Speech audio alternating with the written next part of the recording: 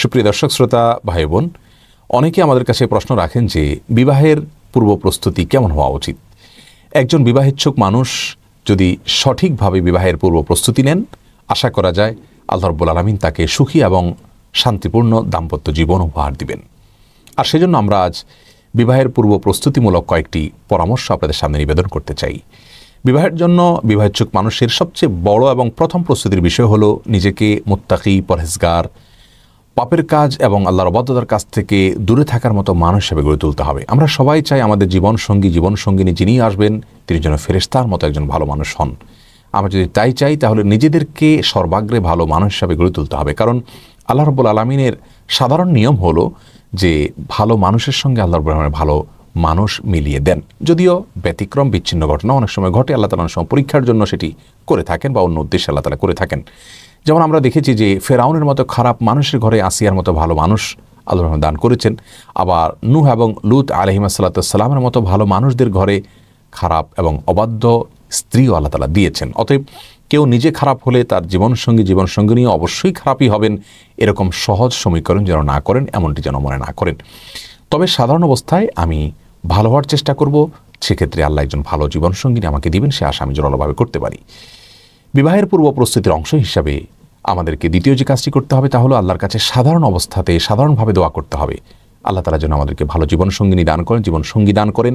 আর বিশেষভাবে কোরআনে কারিমে সূরা ফুরকানের আয়াত নম্বর ৭৪ শেষ অংশ, দোয়ার অংশটা বেশি করে পাঠ করতে হবে। সকাল সন্ধ্যা উঠতে বসতে বিভিন্নভাবে বেশি বেশি কোনো সংখ্যা নির্ধারণ না করে আল্লাহর কাছে দোয়া নিবেদন করতে হবে। আর দোয়াটি হলো রব্বানা হাব লানা মিন আজওয়াজিনা ওয়া যুররিয়াতিনা কুররাতা আয়ুন ওয়াজআলনা লিল মুত্তাকিনা ইমামা। যার অর্থ হলো, হে আমাদের রব, হে আমাদের আল্লাহ, আপনি আমাদের জীবনসঙ্গিনী এবং পরিবারের সদস্যদেরকে, সন্তানদেরকে এমন মানুষ হিসাবে আমাদের সামনে উপস্থিত করুন, বা এমন মানুষদেরকে আমাদের জীবনসঙ্গিনী এবং পরিবারের সদস্য হিসাবে দান করুন যাদেরকে দেখলে আমাদের নয়ন জুড়িয়ে যায়, চোখ জুড়িয়ে যায়, অন্তর শীতল হয়ে যায়, এবং যারা মুত্তাকিদের ইমাম হতে পারে। অত্যন্ত অর্থবহ চমৎকার একটি দোয়া, এটি বেশি করে পাঠ করা যেতে পারে ভালো জীবনসঙ্গিনী পাওয়ার জন্য। এটি বিবাহের পূর্ব প্রস্তুতির অত্যন্ত গুরুত্বপূর্ণ একটি অংশ।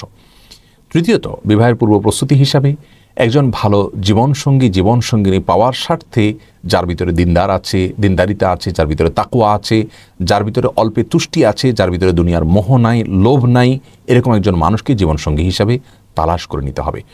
আজকাল আমরা প্রত্যেকটা মানুষ, নারী হোক পুরুষ হোক, বিবাহের ক্ষেত্রে আমরা চেষ্টা করি, ছেলেরা চান শুধুমাত্র রূপ এবং লাবণ্য যেন থাকে, সে বিষয়টিকে প্রাধান্য দেন। আবার মেয়েরা দেখা যায় যে পুরুষদের অর্থকড়িকে সবচেয়ে বেশি গুরুত্বের সাথে দেখেন।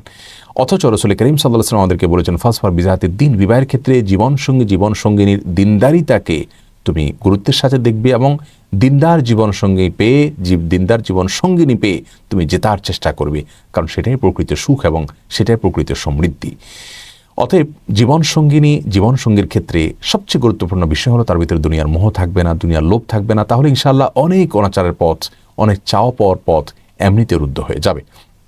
বিবাহের চতুর্থ যে প্রস্তুতির কথা বলবো তা হলো জীবনসঙ্গিনী নিজের জীবনের পার্টনার যিনি হবেন তার অধিকার সম্পর্কে আগে থেকে জেনে নিতে হবে। এটি বিবাহের প্রস্তুতির অংশ। অনেক সময় দেখা যায় যে দাম্পত্য জীবনে এসে নারী পুরুষ একে অন্যের অধিকার খর্ব করেন, ক্ষুণ্ণ করেন, নিজের অযান্ত্রিক অধিকার নষ্ট করছেন, এবং যার ফলে দাম্পত্য জীবনে অশান্তি হয়ে যায়। এজন্য বিবাহের আগে থেকে আপনার জীবনসঙ্গী বা জীবনসঙ্গিনীর কী কী অধিকার আল্লাহ তাআলা দিয়েছেন, কোরআন হাদিস দিয়েছে, সেগুলোকে অত্যন্ত ভালোভাবে রপ্ত করে নিতে হবে। বিবাহের ৫ নম্বর প্রস্তুতি হলো ছেলেরা হালাল উপার্জনের চেষ্টা করবেন, কারণ বিবাহের পরে তার স্ত্রী এবং পরিবারের ব্যয়ভার বহন করা ইসলাম শরীয়ত তার জন্য আবশ্যক করেছে।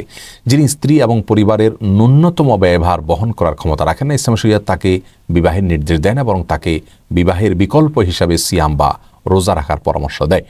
অতএব বিবাহের পূর্ব প্রস্তুতি হিসাবে হালাল উপার্জন করার চেষ্টা করতে হবে। হালাল উপার্জন মানে লক্ষ লক্ষ কোটি কোটি টাকা উপার্জন করা নয়।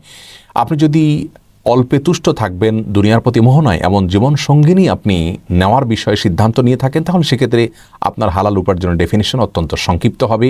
কোনো রকম জীবন ধারণ করার উপায় আপনি জোগাড় করতে পারলে সেটি আপনার হালাল উপার্জন হিসাবে বিবেচ্য হবে। একইভাবে মেয়েদের জন্য বিবাহের পূর্ব প্রস্তুতি হিসাবে গৃহস্থলী কাজকর্মগুলোকে ভালো করে রপ্ত করে নিতে হবে। অনেক সময় আজকাল দেখা যায় যে দাম্পত্য জীবনে এসে গৃহস্থলী কাজ না জানার কারণে স্বামীর সাথে বনিবনা হয় না, বোঝাপড়ার সমস্যা তৈরি হয়, এবং সুখ এবং শান্তির ঘাটতি দেখা যায় পারিবারিক জীবনে। এজন্য গৃহস্থলী কাজগুলোকে রপ্ত করে নেওয়া এটা মেয়েদের বিবাহের পূর্ব প্রস্তুতির অংশ। ৬ নম্বর প্রস্তুতি হলো বিবাহের আগে থেকে তালাকের মাসাইলগুলো ভালো করে জেনে নিতে হবে। কি পদ্ধতিতে তালাক দেওয়া জায়েজ, কোনভাবে তালাক দেওয়া নিষিদ্ধ, কোন সময় তালাক দেওয়া যায়, কোন সময় তালাক দেওয়া যায় না, তালাকের কথা বলার আগে কতটা সাবধানতা অবলম্বন করতে হয়, তালাক কত স্পর্শকাতর বিষয়, এই বিষয়গুলোকে আগে থেকে জেনে নিতে হবে। বেশিরভাগ পরিবারে দেখা যায় যে তালাক দেওয়ার পরে সে আফসোস করেন, আক্ষেপ করেন এবং বলেন যে আমি তো আসলে জানতাম না। এই জন্য বিবাহের আগে থেকেই তালাকের মাসআলাগুলো জেনে নেওয়া, জেনে রাখা এটা দোষণীয় নয়, বরং এটি ভালো বিষয় এবং এটি বিবাহের অত্যন্ত গুরুত্বপূর্ণ একটি প্রস্তুতি বলে আমরা মনে করি। সপ্তম এবং সর্বশেষ প্রস্তুতি হলো পারিবারিক ব্যবস্থাপনা এবং প্যারেন্টিং সংশ্লিষ্ট যে সমস্ত কোর্সগুলো পাওয়া যায়, নারী এবং পুরুষ উভয়কে সেই কোর্সগুলো করে নিতে হবে। আজকাল অনেক ওলামা একরাম অনেক ভালো ভালো কোর্স অফার করে থাকেন, যে কোর্সগুলোর মাধ্যমে আমরা আমাদের পারিবারিক যে বিধিবিধানগুলো সেগুলো জানতে পারবো। পুরুষ তার শ্বশুরবাড়ির কার সাথে দেখা করতে পারবেন না পারবেন, মেয়ে তিনি তার শ্বশুরবাড়ির কার সাথে দেখা করতে পারবেন না পারবেন, কার প্রতি তার কি কর্তব্য আছে না আছে, এই বিষয়গুলো জানতে পারবেন। এবং একজন মেয়ে মানুষ তিনি তার স্বামীর সংসারে গেলে বা যৌথ পরিবারে বা একাকী থাকলে সেখানে কি কি সমস্যা সাধারণত ফেস করে থাকেন, সেগুলো কিভাবে তিনি ট্যাকেল দিবেন। এবং পুরুষ মানুষও বিবাহের পরে তার মা বাবা ভাই বোনের দিক থেকে বা শ্বশুরবাড়ির দিক থেকে কি কি সমস্যাগুলো সচরাচর এগুলোর মুখোমুখি হতে পারেন, যেগুলো আমাদের সমাজে হয়ে থাকে, বিবাহ এবং পরিবার ব্যবস্থাপনা সংশ্লিষ্ট কোর্সগুলো করার মাধ্যমে আমরা সেসব বিষয়গুলোকে অত্যন্ত ভালোভাবে সমাধান করার পথ রপ্ত করতে পারবো। এজন্য কোর্সগুলো করে নেওয়া এটাও বিবাহের অত্যন্ত গুরুত্বপূর্ণ একটি প্রস্তুতি। আমরা এই সমস্ত প্রস্তুতিগুলোকে যদি গুরুত্বের সাথে আগে থেকে নেই, ইনশাআল্লাহ বিইذনিল্লাহ দাম্পত্য জীবনে আল্লাহ রাব্বুল আলামিন আমাদেরকে সুখ এবং শান্তি দান করবেন। আল্লাহ রাব্বুল আলামিন আমাদের সকলকে দুনিয়ার সবচেয়ে উপভোগের বিষয় সুখী এবং শান্তিপূর্ণ দাম্পত্য জীবন উপহার দিন। জাযাকুমুল্লাহ খাইর। আসসালামু আলাইকুম ওয়া রাহমাতুল্লাহি ওয়া বারাকাতুহু।